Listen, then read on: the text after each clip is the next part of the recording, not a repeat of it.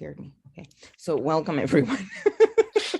So we're gonna do a little bit of a kind of like an unorthodox workshop because it's for trans folks. So it's gonna be a little different for queer and trans folks. So it's gonna be a little different than what it's usually offered out there. And a lot of this was based on my own experience in the job market as a trans girl. So yeah, it's gonna be pretty awesome. How do I? Oh, there. So we're gonna start with some words from Ron and on the expand project, and then I'm gonna be doing the rest of the thing. And we're gonna start a little bit with transness as an asset in the job market, and then we're gonna move. So it's kind of like upside down where we're gonna move to job search techniques and interview questions, and then we're going to leave the CV and the cover letter for the end so that you have some tips and tricks and everything is fresh in your mind so that you can prepare for next Saturday when we have the second part of the workshop. And you can come with some material, and there's going to be breakout rooms, and I'm going to be like answering questions. And the breakout rooms, some people are going to be like in groups. It can also be individual, and I'm going to be answering your questions about the CV, the cover letter, and everything that you might add. So without further ado, Ron, this is where you come in. Hello. My name is Ron, and I'm the local outreach coordinator right here in Montreal. And I'd like to start the presentation with a land acknowledgement. If we had been in person, I would have liked to have more of an organic discussion, but since we're doing this online, I think I'm just going to read the acknowledgement, and I invite all the participants to send the acknowledgement for the land that they're on in the chat below. And if you don't know, there's a lot of websites available to find out whose territory you're on. So I encourage you to do that if you don't know. All right, so we are currently located on the unceded traditional territories of the Ganyangihaga in Jojage, or Montreal. This location has long served as a meeting place and exchange between many First Nations, including the Ganyangihaga of the Haudenosaunee Confederacy, the Huron-Wendat, the Abenaki, and the Anishinaabe. We recognize and respect the Ganyangihaga as traditional custodians of the lands and waters on which we live and work. And we can go to the next slide, please, so I can talk a bit about the Expand project. So what is the Expand project? Well, to give just a very short background, the Expand project is a research initiative and a social marketing campaign that is striving to start conversations around nicotine and commercial tobacco use within queer and trans communities for youth from ages 18 to 29 years old. The project launched in December 2021 and is currently being piloted in 3 cities, Toronto, Thunder Bay, and Montreal. Informed by and made for queer and trans young adults, we're working together to create and share accurate information and resources, encouraging folks to reflect on their own smoking and vaping use, both personally and as a larger community. This includes a series of videos on TikTok and Instagram that answer questions about smoking, vaping, and the role of commercial tobacco in our communities. Information about smoking, vaping, and smoking rates is also being shared on our social media channels through stories of and by queer and trans young adults through research, campaign work, and content creation. Our team and contributors are continuing to produce original content with a culturally competent, non-judgmental approach that allows for questions and answers about smoking, vaping, and the role of commercial tobacco in our communities. Is it an issue? Why isn't it seen as one? Smoking commercial tobacco is bad for you, and quitting helps with your overall health and well-being. One main goal of this project is to remove some barriers that queer and trans young adults face throughout their life, causing them more stress and anxiety, which, in turn, might make them more vulnerable to smoking. One of these barriers is employment, and we hope that this workshop will help queer and trans youth in the workplace. As a side note, we want to add that there will be an official Expand Project giveaway for people who attend the first workshop session, as well as the first part of the following session before we split up into breakout rooms. So keep an eye out for that. And if you want to partake in the giveaway, please drop your email in the chat box below. Or if you don't want to make it public, you can send it to me with a private message in the chat box. And if we have corresponded by email before, then it's okay. I have your email already, so no need to worry about that.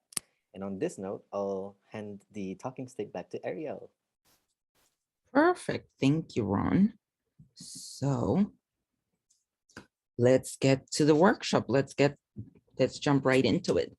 So we're going to start talking about a little bit of about transness as an asset in the workforce. And so I'm gonna like tell you guys a little bit of my background before we start the actual discussion, because it's kind of like what inspired this workshop. I am a trans woman. I am an immigrant from South America. And when I came here to Montreal, I studied here, I graduated with a degree in marketing, and then I started looking to join the workforce. And the main barriers that I found was, well, one, I didn't have Canadian experience in the labor force, but the main thing was my gender identity and gender expression, because it was, at the time I identified as non-binary, it wasn't as known as it is now. And this was 2017, 2018. So what I started doing was I started doing job search workshops that were offered by the government, et cetera, et cetera. And what I was taught there, I was taught how to write a CV, how to prepare for the interviews, how to do cold calls and job search techniques, and the usual things that are specific to job searching. But at the same time, I was taught that my gender identity, that my gender expression was a liability that I needed to hide, and it was unprofessional. So I got advice like, don't take your purse to a job interview because it's unprofessional. Why would you, if you are a guy and look like a guy, why would you take a purse to the job interview? And I was told, you can dress up as a guy for 8 hours a day just so that you can work and support yourself and make a living. And then outside of work, you can be whoever you want. So it was like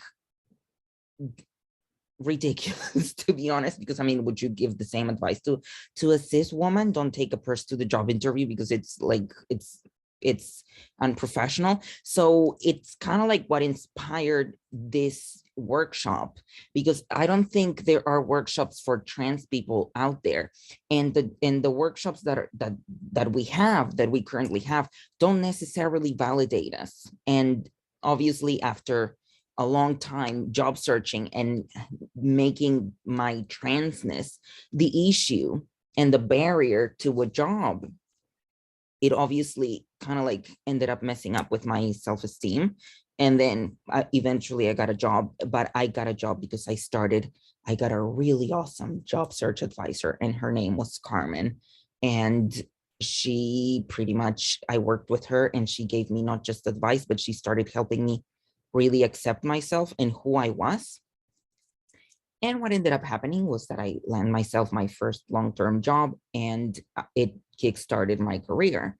And I learned that my transness is actually an asset and not a liability. It shouldn't be a barrier. And the moment you are comfortable, confident, and secure in your own transness, employers will see that. They will see that confidence. They will see what you have to bring, and you'll be able to feel secure and be able to showcase your talents, your skills, and actually get the gig.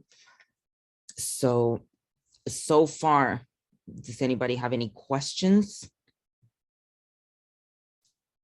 So let's start with a little bit of a discussion if anyone wants to participate. Has anyone, and exactly what I was going to say, Ron, thank you. So there are the job search techniques. You have to know that there are two types of markets. There's the open market and the hidden market. So the job postings that you see on the internet in websites such as Indeed, Smart Recruiters, the company website, the job fairs, that is the open market. And that is only 25% of the positions that are available. The rest is in the hidden market. So in the hidden market consists of pretty much direct or indirect contacts, headhunters, networking, internal contacts, etc. So internal meaning within the company, and people that are switching from one job to the other within a company. And so what job seekers use the most is the open market, the job postings, the job fairs, et cetera, et cetera. But what employers use the most is the hidden market. Why? Because in the hidden market, when you have contacts and things like that, you are able to more easily identify the person that might be the right fit for the job. Whereas with in the open market, there's a bunch of people applying to the same role, and it's more, the screening process is more labor intensive. That said, does that mean like all of us who have good contacts and et cetera, and a nice network are lucky and we're gonna get the job and everybody else is not? No, all the jobs that I've gotten have been through job postings. I got them in the open market because when I arrived in Canada, I didn't know a soul. I had no contacts, no network, no nothing. I was in university. Nobody told me these things. So nobody told me these things. So I didn't know. And so I pretty much had absolutely no network. And yeah, that's pretty much the tea when it comes to open the job search and the open market and the closed market. So far, any questions? Okay. So the moral of the story is build your network. And the sooner you start building your network and getting work experience, the easier it will be for you to land your dream job. And work experience doesn't have to be either necessarily related to the job or pertaining to that particular job. The important thing is to get the experience and it doesn't have to be paid. It can be volunteer work. That's very important, especially if you're still in university. And if you are, you're like a student, you don't have a full-time job yet or a part-time job. If you volunteer and if you do all those things and you start showcasing your skills and start building a network, it will make it easier for you to find a job. Any questions so far? If there's any questions, just don't be shy, like raise your hand or feel free to cut me off in the middle. So a note of experience on experience, there is a thing called transferable experience, which pretty much means that there's certain skills and certain abilities that you may have acquired in a job that you can transfer to a completely different job. So, and your transferable skills, for instance, I worked as an office manager before, and I ended up in the HR team, and I started working on a little bit of things that were like HR related, and as an office manager, I had to deal with people a lot. And now that I work as an HR coordinator, I use those people skills that I acquired as an office manager to help me in my job as an HR coordinator. And that is pretty much what transferable experience is. Then there's also relevant experience, which is experience pertaining to the job, the industry, the job that you want to go into. So for instance, if you're going into a job as an accountant, experience using accounting softwares and working on accounts payable or accounts receivable, et cetera, et cetera. And then there's the industry knowledge, which is pretty much knowing it, and it's always good to know when you apply for a job to inform yourself about not just the company, but the industry that they are in and the trends, et cetera, so that you can be more prepared for all that information. And I've put here a little link as well. So you're going to receive a PDF version of the PowerPoint, and it has like hot links and things that you can click and check at your own time. And so now we're going to move on to the interview. So the job interview is pretty much the thing that is the most at least to me, the most nerve-wracking because it entails me knowing answering questions, et cetera, and at the very beginning of my job search experience, I used to go very nervous into the job search experience because obviously I wanted to land myself a job. But you have to remember that the job interview is not a screening process just for the employer trying to get the right employee. It's also a screening process for you. So you, as a job seeker, are also doing a screening. You're trying to make sure that the company that is interviewing you is the right fit for you. So you have to look at job interviews like a two-way street. One, they're looking at whether or not you are the right fit and that you are the good person for the role.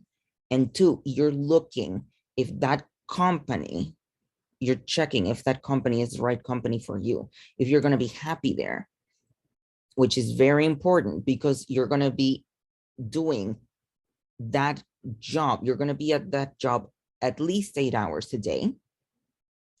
And so you have to be happy and you have to be comfortable. Sometimes you have to make compromises along the way. I have taken jobs that I knew were just temporary and that were a transition, especially early in my career, where when I didn't have that much experience, I had to compromise and take jobs that were not what I wanted to do or where I wanted to stay in the long run. And that's fine. It's a step to achieving your goals and your dreams and putting yourself in the in that situation that you are finally in the right job, in the right place. And yeah. So some key considerations for job interviews. Like I said, it's a two-way street. And always prepare. Be prepared. Like that means do your research on the company, do your research on the industry, look at the job posting, check what the requirements are, what the job skills are. If you don't have all the requirements or all the job skills, it doesn't mean that you cannot apply. It doesn't really happen that for all the jobs that you apply, you will have all the requirements, you know, all the skills. Make sure what you have, what you don't have, and what you don't have, you can start looking into how you're going to work on acquiring those, so that when you go to the interview and they ask you, do you have any experience doing this? Instead of saying, no, I don't, you say, I've not had the opportunity to work on this, but I'm a fast learner and I'm willing to learn, and I'm very interested in learning more about this. And so that is kind of like a way of tackling certain skills that you might not have, et cetera, et cetera. Dress according to your gender, very important.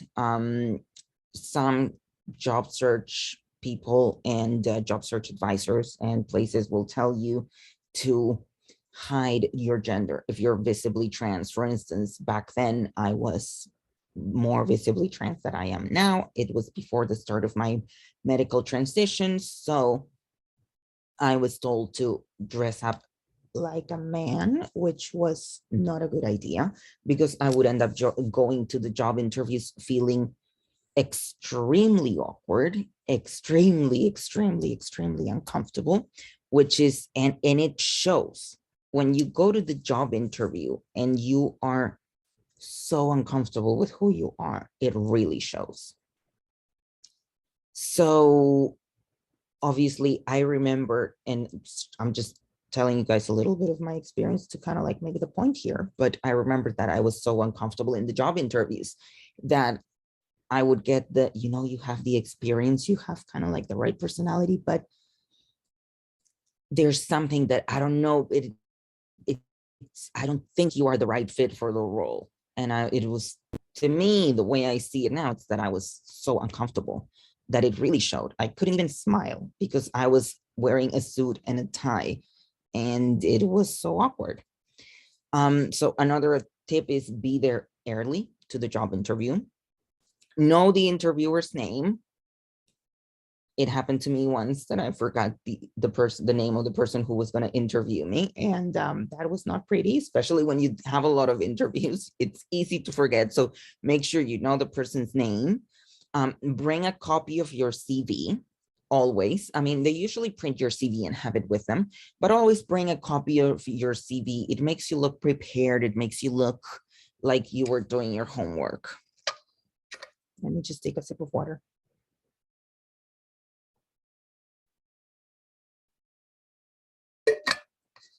And bring a pen and somewhere to take notes, and focus on the positive always. Focus on your skills, your strengths, your transferable skills, your willingness to learn. Don't apologize for your lack of experience. Don't be like, no, sorry, I don't. Be like, I haven't had the opportunity to work on this, but I am very interested in learning, and I think this job is the perfect opportunity for that. So then don't badmouth anyone. Don't talk bad about former employers, even if your experience with former employers was deplorable. Don't badmouth anybody. And always follow up with a thank you note to express, not to just say thank you, but to reiterate your interest in the position. So the interview questions, there's two. The interviewer questions, the ones that you're going to be asked. Prepare your answers in advance. Do some research on the role, on the company. What I usually do is, I mean, I'm an old-fashioned girl. I take notes by hand. You can do it on your computer. But what I do is I print the job ad. I go through it.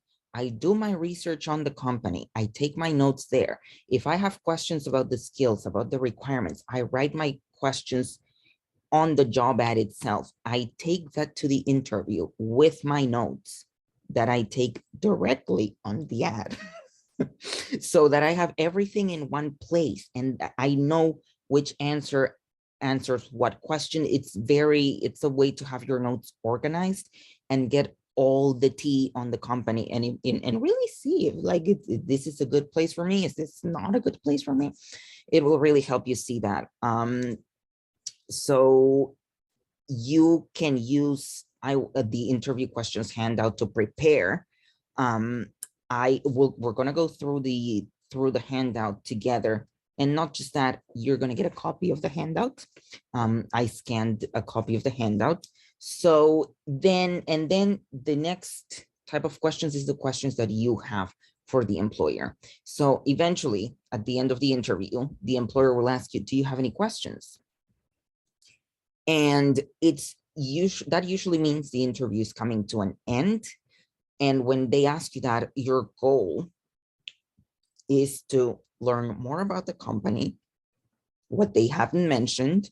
The goal for them is to discover how interested you actually are in the company. So always have questions. Even if everything was clear during the interview, always have questions, or you can do follow-up questions to something that was mentioned during the interview.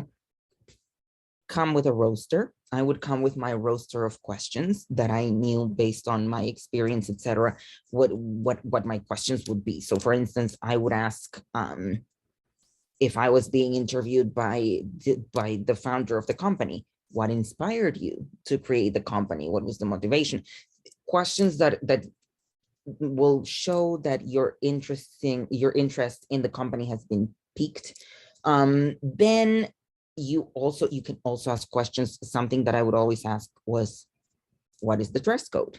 Because being trans, I didn't want to come into issues with, if I dressed according to my gender, then there was going to be a problem. And that would allow me to discover things. So for instance, I once asked what the dress code is, and I was told, well, the dress code is casual, but we would really appreciate if you didn't wear heels to the office, because you're going to sit over there by those plants, and that's where the main entrance is, and that's where our customers come in from. And if they look at your heels, they're going to get confused. And in my mind, I was like, I got nothing to do with your male customers getting confused, boo. Like, I mean, I'm just here to do my job. Like, what do I have to, what do my heels have to do with your male customers? You know, and I'm like, why in the first place, like, why would they be confused? You know, like, is it because maybe you told them that I was trans and you didn't have to tell them that? Or you told them that I was a man, or and you didn't have to? So it kind of like it opened up all those questions in my mind, and I didn't accept ultimately the job. So I was like, this is very creepy. And this was said to me, this was, I got that from the head of diversity, equity, and inclusion of the company. So good luck with the diversity and inclusion part. So yeah, and we're now going to look at the interview questions handouts, and we're going to go through some of them to help you guys prepare for the interview and to give you better lights into how to answer certain questions. So I'm going to stop sharing, and then I'm going to share again with the handout. So does everyone see the questions? Perfect. In the meantime, you guys, a quick disclaimer. In the meantime, I'm going to send you this. My scanner stopped working, so I had to scan it with a scanning app of my phone. So I'm going to send you this copy for now, but I'm going to make a better copy, one that doesn't have my finger on the second page holding the paper, a nicer one. But in the meantime, we have this. So these are the interview questions, and we're going to go a few of them. We're not going to go through all of them because of time constraints. Once again, feel free to stop me at any time if you have questions, suggestions, etc., etc. Feel free to stop me or raise your hand. How you do that on Zoom? Like, I think there's like a raise hand button at the bottom. So yeah, feel free to stop me at any time. So the first question that we're going to look into is, tell me about yourself. And that's usually the opening question in most interviews. The tell me about yourself. The purpose supposedly is to put you at ease. That never happened with me. It never put me at ease. I was like, oh my God, this is the first question. And but it kind of allows you to make a summary of everything that you have done. And it will allow the employer to kind of like get an idea on what they need to explore and go more in depth when it comes to you. And you have to, it's the advice is, there's 3 things that you need to tell them about. One is your experience, your academic experience or certifications, etc., what you have. If you have like no academic experience, it's kind of like hard at this point. But I mean, let's say worst case scenario, you dropped out of college. You don't have to say I dropped out of college. Like, you can say I did a couple of years of this, and before discovering it wasn't my thing, and I moved to other things. So always remember to highlight the positive. Then you can go into your hard skills, and your hard skills are the work experience that you have, your industry knowledge, et cetera, and then your soft skills. So your soft skills, your people skills, communication, problem solving, et cetera. And so you can kind of like make it chronological as well. And you can also include your volunteer work. You can include everything. You have to think of experience as everything you've done in your life that you can bring into the role. So before I landed my first job, I had studied my whole life to come to Canada. So then I moved here, I finished my education, and I started job searching. I had no work experience, or so I thought, because I had never worked and gotten paid for it. And here in Canada, especially. But I had done other things that were work. So, but I didn't know that. So I would go to the interview and really be confused. And eventually, when I did the job search programs, they told me, no, you actually have experience. It isn't paid work experience, but you have experience. So I started to realize, oh, I was a teaching assistant when I was in my last year of high school. I wasn't paid for it. I was voluntold to do it, but that's experience. So I did some projects in school, marketing related projects for real companies. That's also experience. So you have to think about it in that way. And you also, when you go through this, when you prepare for the interview, keep in mind that there might be follow-up questions. So if you're not too sure about a point that you want to make or something that you want to mention, be sure, be almost certain that there's going to be a follow-up question on that. So it'll help you gauge if you like how comfortable you feel. If you want to leave it in, if you want to take it out, and you'll be able to make a decision. So far, any questions on question 1? Good. All right. So question 2, let me take a sip of water before question 2.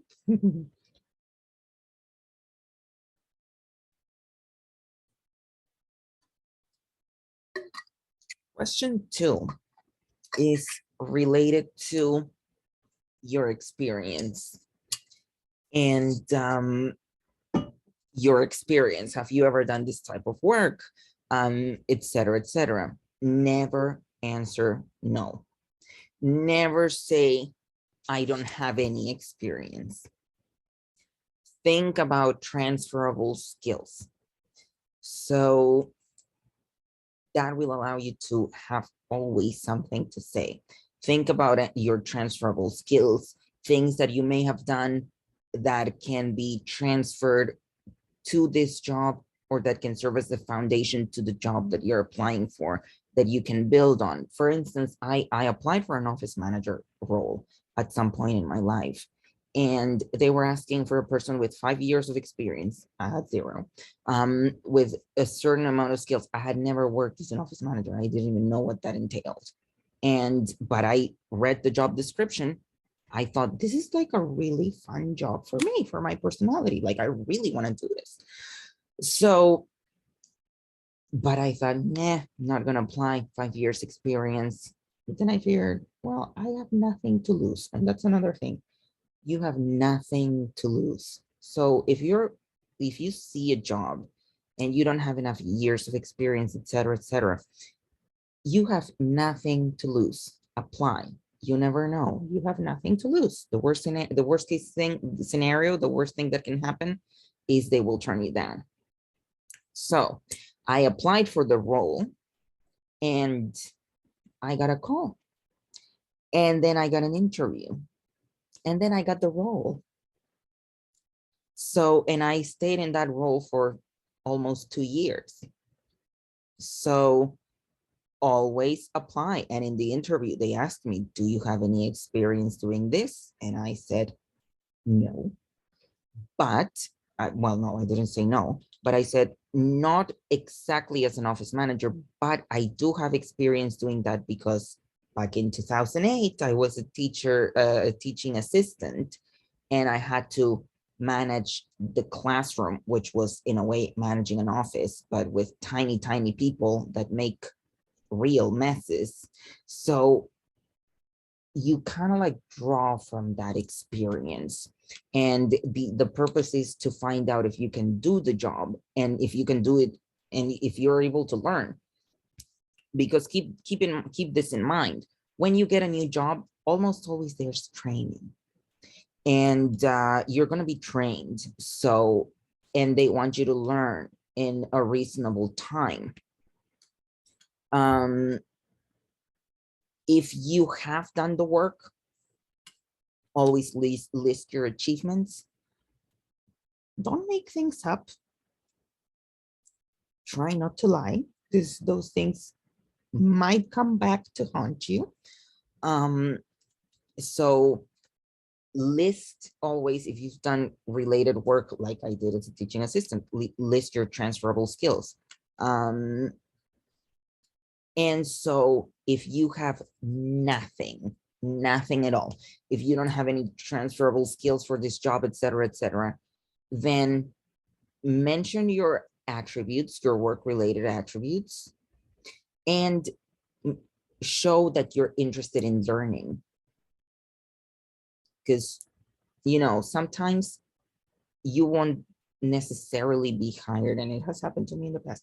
You won't be necessarily hired because you have all the experience, but because you have the willingness and the ability to learn fast, and because you're genuinely interested and motivated to learn. Then very important, they'll ask you why you want to work for them. And that's when researching the industry and the company comes in very handy. And what they want to see, keep in mind one thing. When you hire a person and then that person either gets fired or leaves the company, it costs an employer 1.5 times what they spent hiring you to replace you. So replacing you is 1.5 times more expensive than hiring you. So they really want to make sure that you are the right fit, because there's all of these resources that come into onboarding a new hire into the company. So when you're asked, why do you want to work here? They want to find out if you're genuinely interested in the company, or if you want the prestige, the security, the benefits, or if this is like a job that you just want to be there to be able to pay rent, but then you're going to keep looking and move on to the next level.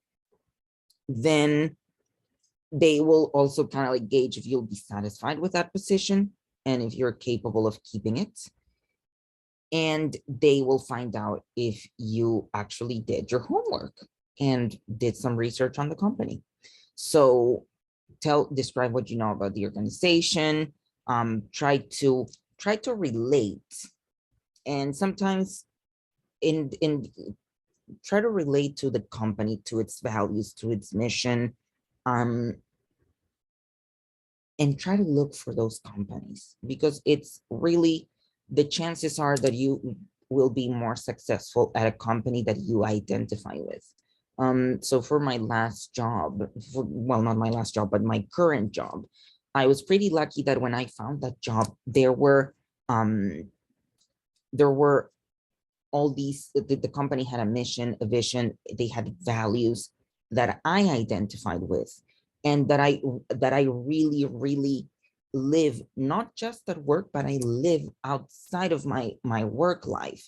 And so it was obvious from the get-go for me when I got the first interview with my now manager, that I shared all these things with the company, with the people that work there, with my manager, etc. It was like very satisfying because it made me really realize, okay, this is the place for me. This is where I want to be. I don't want to be anywhere else but here. And yeah, we kind of like found each other, and now I'm very comfortable, in a very comfortable position, in a very happy place where I am accepted the way I am. So in order to find out, do your research on the company. And when they ask you why, you'll have like actual good reasons why you want to be there. So describe what you know, compliment the company. It's very hard. It says here, if you do not have information on the company, it's very hard not to, because supposedly you will come to the interview prepared. So you're bound to have information on the company. Mention on how you can contribute, focus on how you can contribute to the company and how the company at the same time, and this is not here, but I always like to add, mention how the company will help you, will contribute to your own development and growth, not just as a professional, but as a human being, because it's kind of like a two-way street. You contribute to the company, and then at the same time, the company will be contributing to you, and you will be contributing towards each other's growth and development. And when that happens, it's very nice to work at a place like that. So yeah, focus on how you can contribute, how you can help the company grow, and how you can serve. Don't focus on, oh, if I work for your company, I'm going to get this, this, this, this, this. Focus on, this is what I have to offer. So the next question, why did you leave your last job? This is a tough one to tackle. If you left your previous job in not so good terms, and the purpose of this question is to see if there are any problems with you or any reasons not to hire you. They're trying to gauge your attitude towards your work colleagues, towards the company, towards how you manage different situations that may arise, different challenges that may arise from your day-to-day work. So be ready to give an answer for every single job. Everything that you list on your CV, you have to be ready to answer for that one. And if the situation was not easy for you, find something positive to say. Never, ever, ever, ever badmouth anyone or talk negatively of a former employee or employer. It goes a long way. So focus always on the positive. Explain, be clear, be concise why you left your last job. Be clear, be concise. Avoid using the word fired. Even if you were fired, avoid using that word. Very important, because it has a very negative connotation. And so also, the fact that you were fired or let go or whatever happened, and the fact that you didn't succeed in your previous job doesn't mean that the situation will repeat itself. As a matter of fact, maybe, just putting it out there, maybe the reason why you didn't succeed in your previous job was so that you could find this new job where you will actually succeed and be much happier and much comfortable. So sometimes, like, have you guys heard the saying, when life throws you lemons, you got to make a lemonade, and things happen for a reason? This question sort of like ties into that. It has happened to me that I've been in jobs that I have had a really horrible time. And I didn't know, I didn't understand when I was going through the difficulty. I didn't understand why that was happening.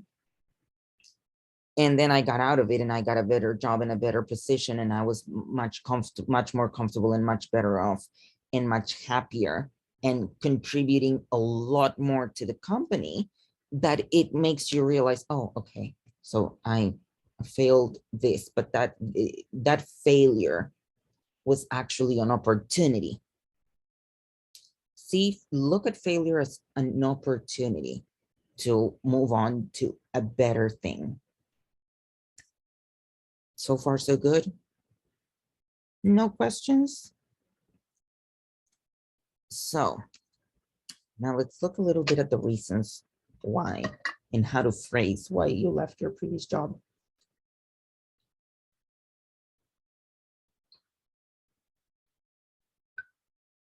So if you left in good terms, the reasons why you could have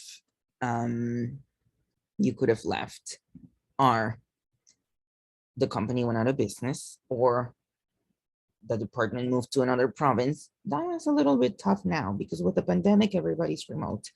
But that's another reason. Or there was a change in staff, or the company downsized and you left or you were laid off or it was seasonal work or the contract ended. Um, for personal reasons, don't leave it vague. Um, when they ask you, why do you leave? And you say, for personal reasons, then the employer is like, huh, I wonder what that is. So don't leave it vague. Give something that is satisfying.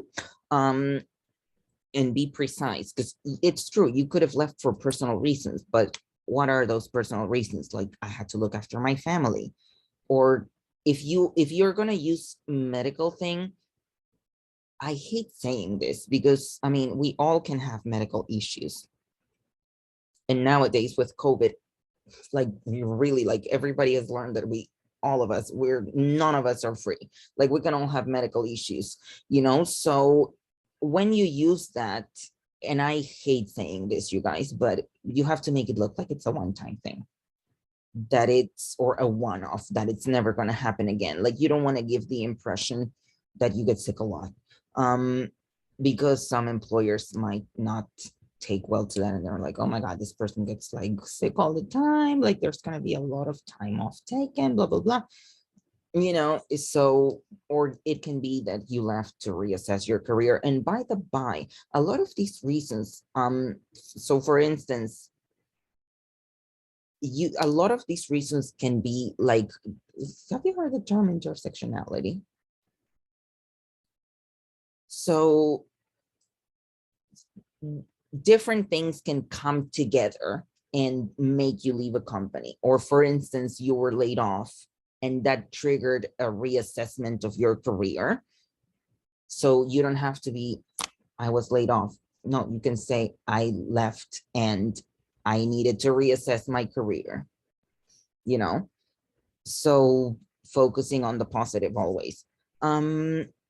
You can say that you were trying to find a job that corresponded, I wouldn't say to your ambition, I would say to that corresponded more with your goals and with what you had in mind. Um, what you had in mind, what your goals were, what you wanted to accomplish, a different company that was more in line with where you wanted to go, etc. Or take advantage of once in a lifetime opportunity. And if you left on bad terms, this is what you can say, that the job description changed, or the company and you didn't see eye to eye anymore, that the culture shifted, and you realized that you were not a good fit there anymore because the culture shifted. Um, then the company took a new direction and this offered me the opportunity to reevaluate my career. So always focus on the positive. Um, and don't badmouth anybody.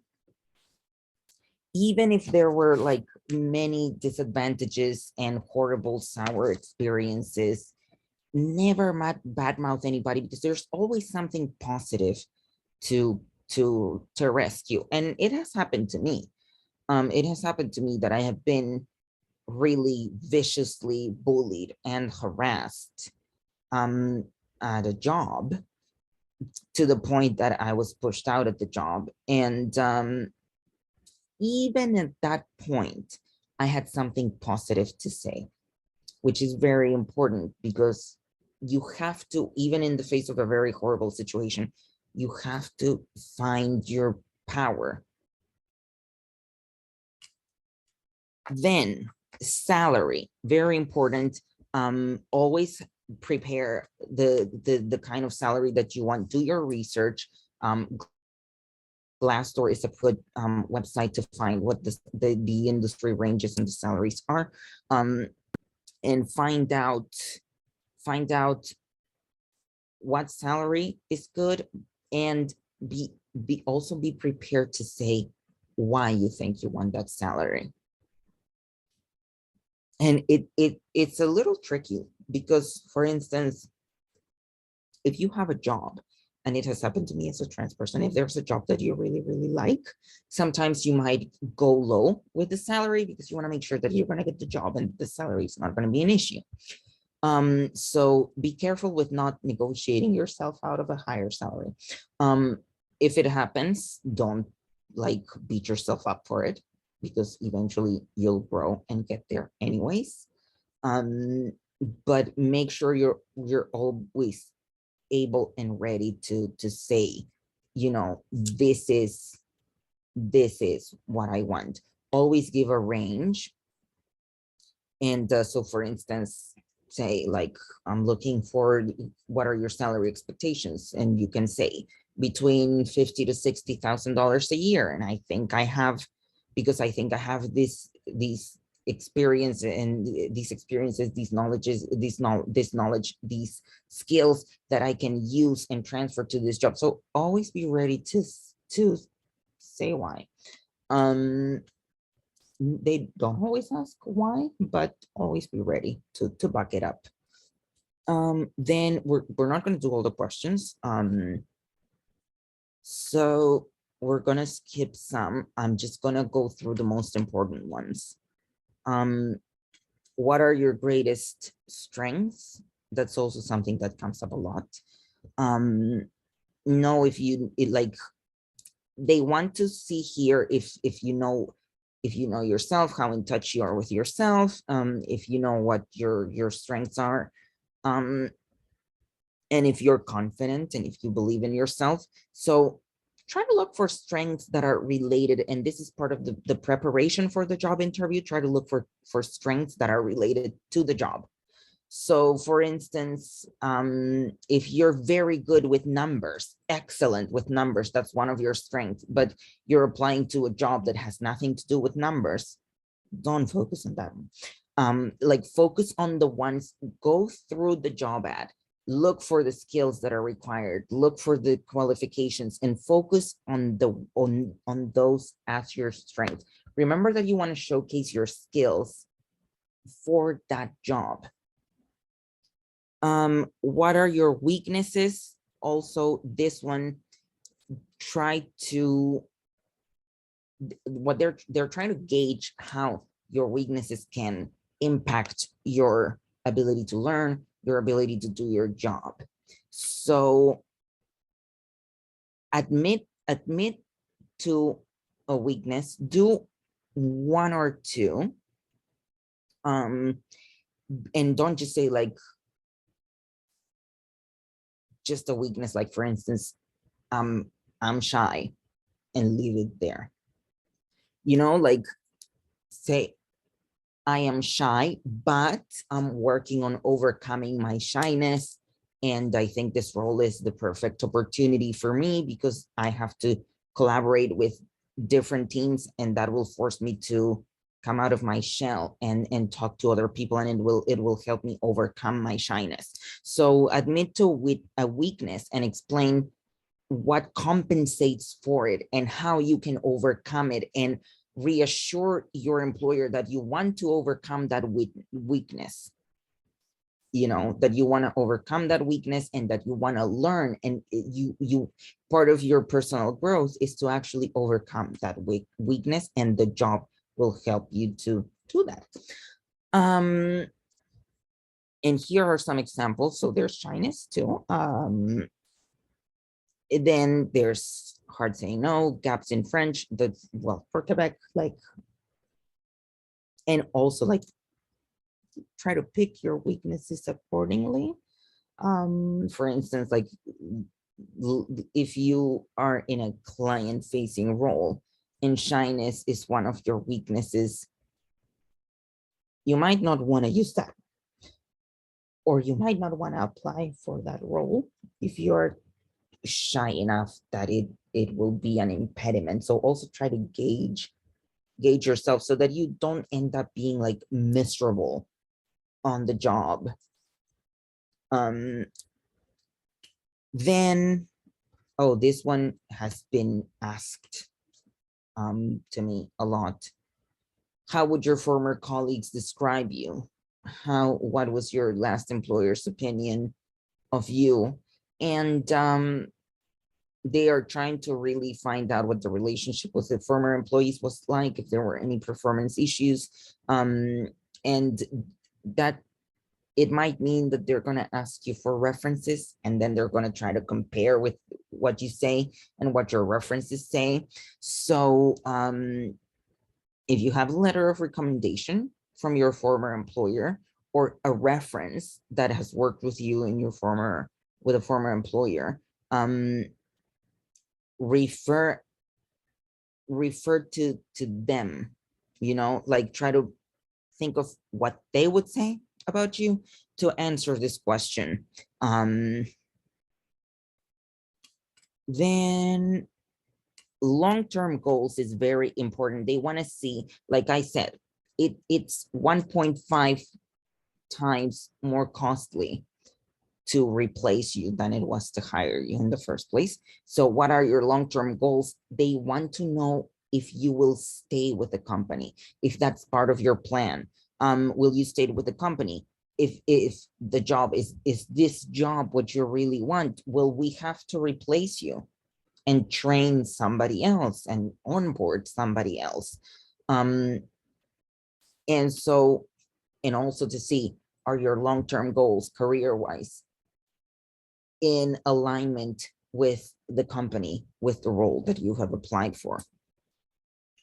Does that make sense? So far, so good. Do you guys have any questions? No. Alrighty. Then, can you work under pressure or tight deadlines? I'm gonna skip the equipment because I mean, not everybody has worked with equipment. So tight deadlines, under pressure, and that is to find out more about your attitude in the face of pressure and adversity and how you can deal with it. So reply with yes and give examples of past experiences where you've had to deal with difficult situations and when you've had to cope with pressure, etc., etc. Then, how long have you been out of work, or how often have you changed jobs? It's to see these. This is more to gauge how stable you are when it comes to work. If they might lose you, if they might lose you within a short period of time. And so if you've been out of work for long, that's why I always say, if you've been out of work for long, look for a volunteer job. Even if you can find a job, look for a volunteer job, or something that you can talk about and use that, use that, because the fact that you were out of work doesn't mean that you were like not doing anything, just relaxing, lounging at home. And keep in mind that looking for a job is a full-time job. Looking for a job is a full-time job that is not very rewarding, because there can be a lot of rejection, especially if you're queer or trans. There can be a lot of rejection and a lot of pushback. So always have something to show for, and then point at that, like what you have been working on. And during your job search, say that I've been taking a little bit of time off to reevaluate my career, to reassess, to investigate into industry trends, to see what's the best fit for me, etc., etc. And then when you, I mean, it says here that you should be careful mentioning volunteer or family work, because the impression, the employer might get an impression that you're going to be like distracted by that, even when you are working. So it can be, but I'll leave that up to you to judge, because for instance, in my current job, we really, really value employees as a whole person. And a lot of them incorporate their hobbies into the job. So there's like different groups and clubs, like there's a frisbee team, there's a volleyball team, et cetera, et cetera. And so they kind of they're very interested in what they do outside of work, and that's part of kind of like the company culture. So some employers do not share that vision, unfortunately, but I'll leave it up to you guys to decide, because like you should be comfortable with who you are and with what you do and the volunteering that you do um outside of work, and show for that. This is what this workshop is all about, that you go to the job interview with your full self, not trying to hide or whatever. But I mean, there's always a certain degree of having to adjust and navigate. Then what would you do in whatever situation, in this situation or that situation? So pretty much this question is to verify, one, your capacity to answer questions and deal with the unexpected, your capacity to deal with the concrete situation that you're being given, um, know if you have real experience, hands-on experience in that particular area, and also your ability to deal with pressure and solve problems. Um, so always try to go for a success story, and go for a success story. Indicate that you're going to follow the guidelines, that you're going to follow the protocol in the company, because every company has a protocol that you need to follow. Um, and use an example, like I said, a success story where you've dealt with a similar situation, and the experience and the qualifications, or what you learned about it and how you succeeded. And then there's a list of questions here that are um, about your experiences. So how you manage difficult situations, then what are the skills required in your opinion for this job, et cetera, et cetera. I'm going to let you go through this at home as well. And then the last part is if you have any questions. So for me, and this is like, always come prepared with those questions. You can ask questions about the job itself, the industry, what is your main challenge? Like for instance, I work in HR, and in an e-commerce agency, and so one of the challenges that our industry is experiencing right now, and it's like the competitiveness, because now with everything being remotely, there's like all of a sudden more people that can be hired, by companies in Silicon Valley. So it's that's the current kind of like industry challenge, and et cetera, et cetera. So it's a good idea to come prepared with questions that show your interest in the company, that show your interest in the industry, and that will allow you to gauge whether or not that company is the right fit for you.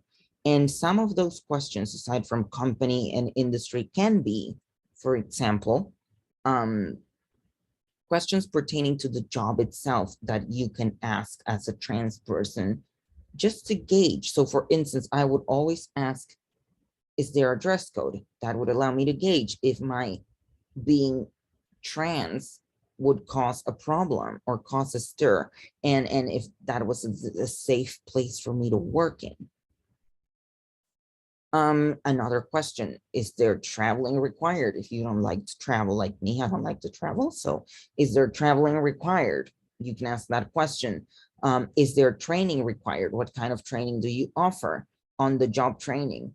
And so that will allow you to see if it's the right fit for you, one. Two, it will allow to see the employer,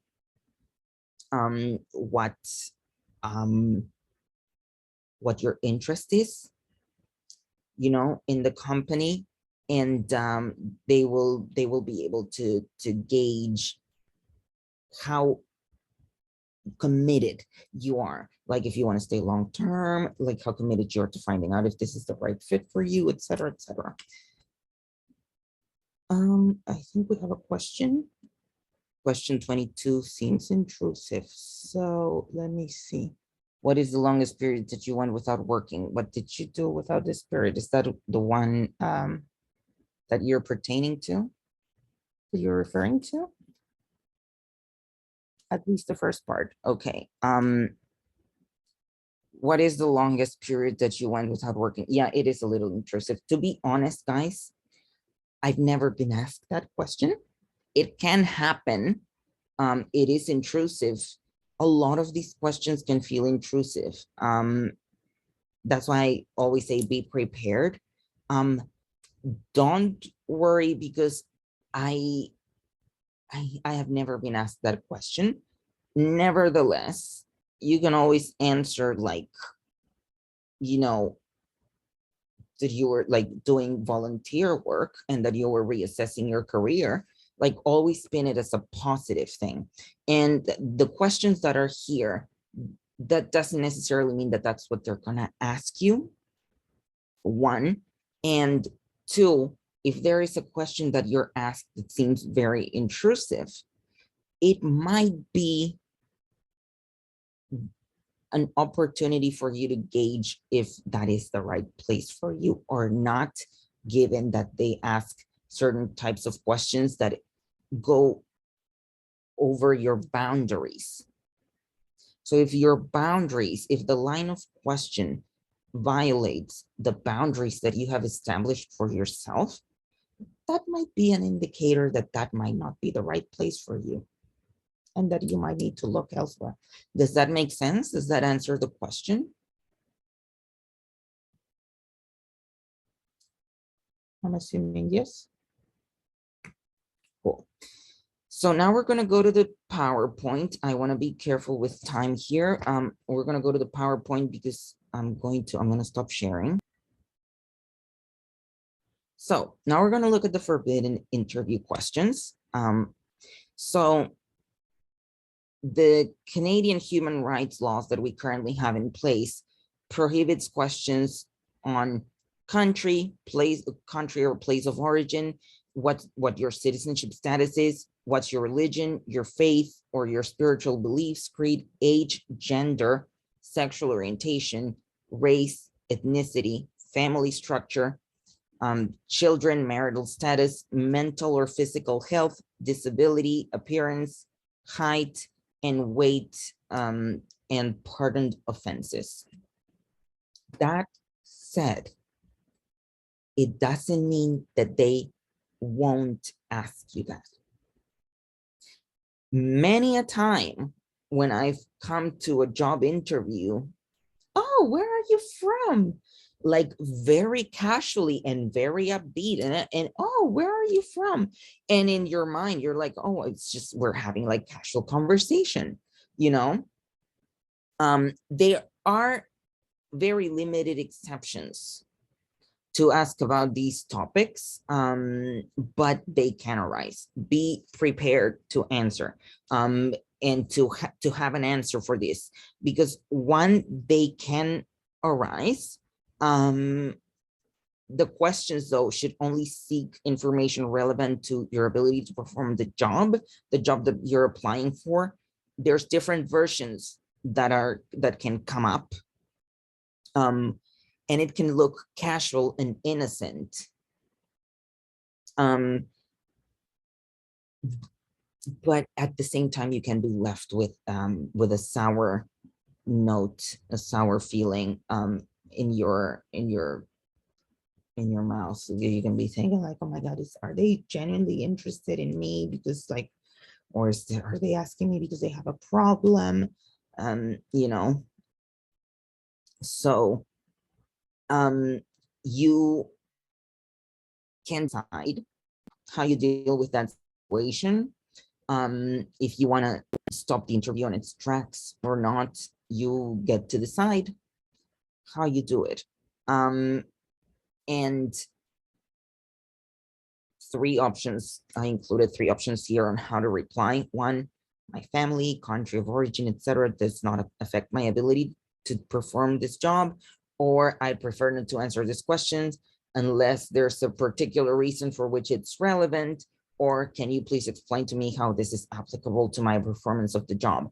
The trouble with certain questions like this is that it can be that you're being asked without any ill intentions, you know, but you're kind of like, oh my God, you're left thinking, did they play a role? In my case, I don't really mind hiding my country of origin, my gender identity, especially. As a matter of fact, I open with my gender identity because, again, eventually I learned that my transness was an asset, and that it was in my, at least in my opinion, it was in my best interest to disclose that I was trans, because it allowed me to check the reaction and to gauge, is this a safe place for a trans girl to work? So I opened with that, even though I didn't have to. That was my technique. You don't have to use the same technique, but just know that it can happen, and you can stop the interview on its tracks if you feel that your boundaries have been violated, or you can choose to answer and see what happens. But the key takeaway here is that the fact that something is forbidden doesn't mean that it won't happen or that it doesn't happen, and you should always be prepared. I see one question in the chat here. Oh, never mind. That was wrong. So far, and I put here some resources for illegal interview questions. So far, does that make sense, you guys? Everyone's good? Okay. So another thing that you have to mention, as I mentioned previously, one of the main challenges for a lot of companies and in different industries is that with the pandemic, everybody now works remote. So all of a sudden, a company does not only compete in the local market, you know, and that doesn't happen. Like before, every company was already competing at a more global market. But now with the pandemic and the boom of remote work, we really are competing. All companies are competing in a global market. So a Montreal company like mine is competing for talent with companies in Silicon Valley, you know, because now it's remote work, you know. So because of the nature of remote work, et cetera, et cetera, et cetera, these questions, where you're from, et cetera, might come up. And it might happen in a very innocent, casual way. So just know that and be prepared to face that. Really quick, happened to me that it happened before COVID. At some point before the pandemic, that I was asked one of these questions, and I stopped it. And it was after I mentioned that I was trans, and I was asked if I wanted to, if I was going to wear skirts to the job, because there were, again, male customers. Male customers always seem to be the ticket here. I was told male customers are coming, and I don't want to be in a position. This is an employer telling me, I don't want to be in a position where I have to constantly defend you from our customers because you're wearing a skirt, and our particular industry is like it's more male dominated. So I don't want to have to be in a position where I constantly have to come and defend you from our own customers. And I was like, boo, my clothing has nothing to do. Like if I wear a skirt and your customers are confused, that is nothing to do with me. I come here to do a job. That says more about your customers than it does about me. So this is not the right fit. Like you can't tell me that. This is not the right fit. Like you're clearly making my transness the issue, when in reality, the issue is the mentality, you know, because you shouldn't be having to defending me because I'm trans. There shouldn't be any issues because I'm trans. But the fact that there are, you know, says a lot. So I stopped the interview and I said, sorry, but this is not the right place for me. And I left. So you have to be ready to do that. And To be honest, guys, it feels satisfying. When you stand up for yourself, it really feels satisfying. And it's annoying because obviously you have to balance it out with the fact that you need to make a living. But at the same time, you're standing up for yourself, and once you get your confidence, it feels really good. And yeah, Sam says that sounds satisfying. Yes, it was very satisfying, Sam. I'm kind of like watering down my language because this is being recorded, but I said a lot more. And so now we're going to move, like we're going to do a quick overview of the CV and the cover letter, so that you can prepare for part 2 of the workshop, where you guys are going to show up with either a full CV and cover letter, or one of the two, or a skeleton. I'll leave that up to you. You guys are free to do as you please. This workshop is for you, so you're free to do as you feel most comfortable. But we're going to go over in more depth the next time. And if you can bring a CV and a cover letter, even if you feel that it looks like crap, bring it along. That's what I'm here for, to help you make it look fabulous. So we're going to go now and look a little bit over the CV and the cover letter, and especially for next week. So the CV, and hint, CV is a hot link. You'll be taken to a website that has some cool tips and tricks. Your CV should be no more than 3 pages. It summarizes your knowledge and experience, and try to customize it whenever possible for every employer. I'm not good at that myself, let me tell you. I am not good at customizing CVs. It just drives me up a wall. So I have a generic CV that I send everyone. But if it's a job like for my last gig, I remember that I really, really, really customized it because I really wanted that job and I really wanted to showcase my skills. So I customized it. And so it's always advisable to have like a good skeleton that you can like tweak and make changes to for every employer, so that it's tailored to every employer, and you are able to showcase the skills that they require. Then make sure the grammar is correct, make sure the font is readable, be precise, be concise, avoid using etc. It can be interpreted as missing information. Make sure that you don't have like this crazy long paragraphs, avoid those. And a good tip, nobody really cares about your GPA. Some people do, some companies do, some hiring managers do. I don't want to generalize, but very few. I've very rarely been asked about my GPA. So don't sweat it if your GPA is not at least a 3. Like, really don't sweat over that. Don't lose sleep over it. So the parts of the CV, the first part, you have your contact information. You have the name, your telephone, your address, your email, a summary. A summary, it is optional, but it is always recommended. And I always try to alter the summary because it showcases the skills that are most pertinent to the job. So the employer will see summary at the first page and they will have a look and they're like, oh, these skills is actually what we're looking for, and let me read the rest of the CV. So it's always good to have a summary. Then you move to your work experience. You put your title, the company that you work at, the city, the year, and leave it vague. Leave it vague. Don't put, for instance, if you worked from, let's say you worked for a month and 1 month later you realize you didn't like it, you left. So don't put February 2022 to March 2022. Just put 2022. Nobody needs to know anything else. Just put 2022.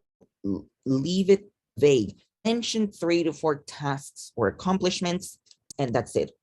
Then mention your studies, your education, with the year, the major, if applicable, the school name, the city, and then list your skills, languages, hard skills, soft skills, Your hobbies and interests are those are very important. Make sure you list the hobby that you actually do, not a hobby that you haven't done in like 8 years. So make sure you do that. And then you add references available upon request at the bottom. So hold on, let me go back. So this is a good example of a CV.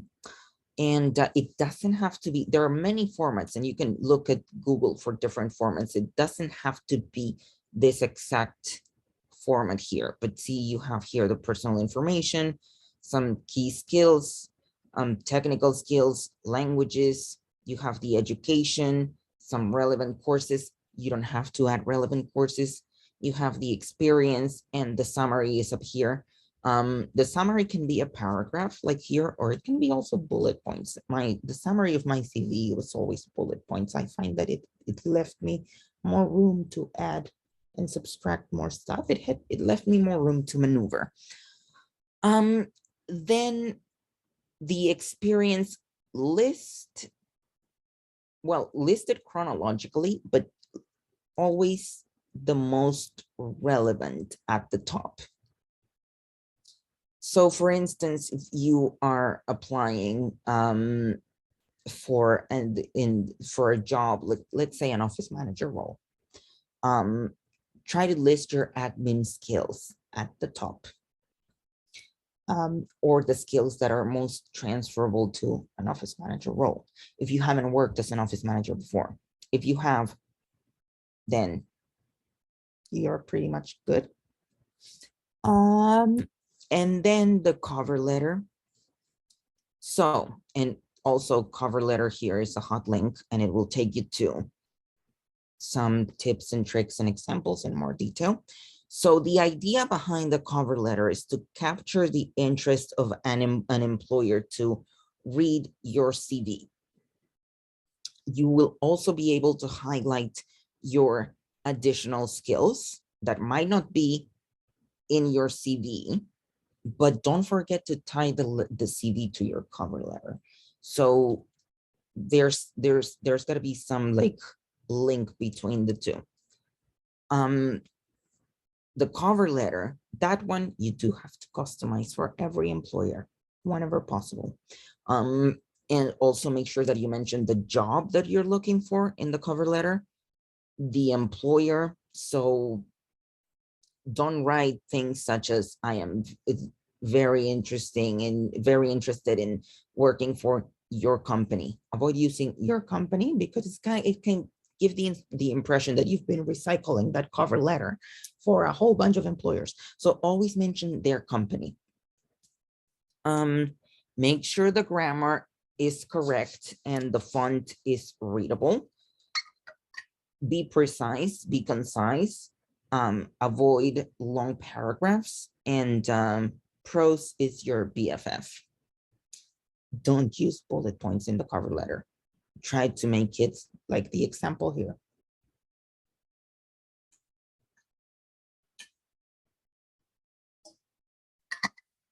And here are the parts of the cover letter. So there's the header. The opening paragraph. The opening paragraph, try to catch the reader's attention as much as possible. Then there are the body paragraphs where you expand on your skills, your qualifications, you connect with the company, and then the closing paragraphs where you, one, call to action. I would really love a job interview. Obviously, you're not just going to be like, I would really like, make sure it ties to the rest, as you can see in the example. And add that you would really love to have a job interview to discuss your qualifications further and how you can contribute to the company or something like that. And express gratitude. So thank you for taking the time to evaluate my application, and your signature. So we kind of like already went through the contents of the cover letter. But yeah, so always add the city and the date. Now with everything being remotely, things have changed. A lot of formats, cover letter formats include the address of the employer, et cetera, et cetera. I never included that. I just added on one side, like Montreal, Monday, whatever date of whatever year, etc. And then I went on straight to dear sir, madam. If I knew the name of the person, it was dear whoever. Include the position that you're applying for. I'm writing because I'm really interested in the whatever position. Then you use always, and this is for both the CV and the cover letter, the job ad is your best friend in crafting your CV and your cover letter, or customizing your CV or letter, because you can grab keywords from the job ad to add them to the letter or the CV. So use those keywords, the keywords almost more often than not are verbs, and those verbs, grab those verbs from the job ad and splatter them all over the CV and the cover letter as you describe your experience, because it will catch their attention.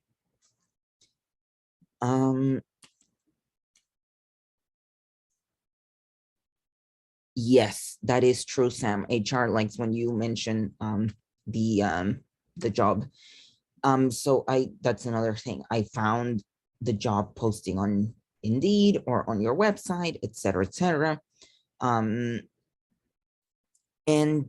Expand on your qualifications. If there's something that is pertaining to the job that didn't fit on your CV, now's the time to include it. Then try to look grateful when you close. Always say thank you. And then I always type, it's not extremely necessary, but I always type just as you see it on the screen, it enclosure. It indicates that the CV is coming next. And so, how do I change there? And so that's pretty much it. For the next session, try to prepare a CV and a cover letter so that we can go through together. We're going to start with a round table where you can ask me any questions that you want, experiences that you want to share. If you want to share anything that happened while you were making that CV, feel free to share those. Also, you'll be able to give some feedback about the first session, how you feel, and then we will go on to the breakout rooms.